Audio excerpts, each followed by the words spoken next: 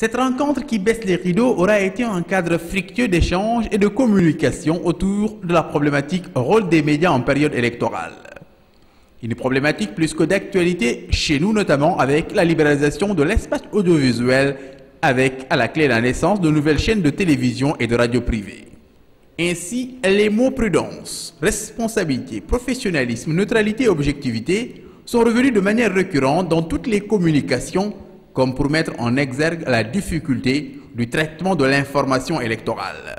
Dans les recommandations aussi, il a été largement question, comme on appelle à l'ordre à l'endroit des journalistes, au respect de la déontologie. Si les journalistes doivent être prudents face au traitement de l'actualité électorale, la APA aussi, en tant qu'organe de régulation, doit être vigilante.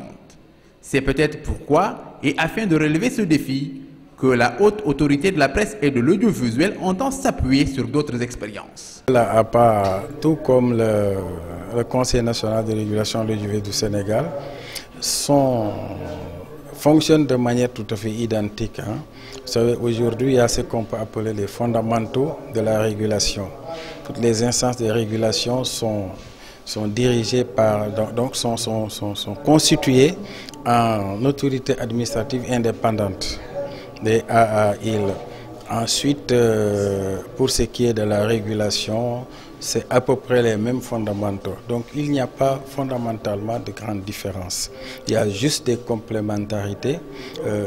En Mauritanie, vous avez des pluralités de titres pour ce qui est de la presse écrite.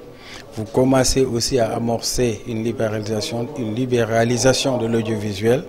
Donc au Sénégal, il y a quand même assez longtemps qu'on a une pluralité de titres dans la presse écrite et on a aussi amorcé cette phase de libéralisation depuis longtemps. La presse, en tant que quatrième pouvoir, peut jouer un rôle essentiel dans la promotion de la gouvernance électorale. Mais cela suppose une presse professionnelle, motivée et animée à la fois par le seul intérêt de servir la profession.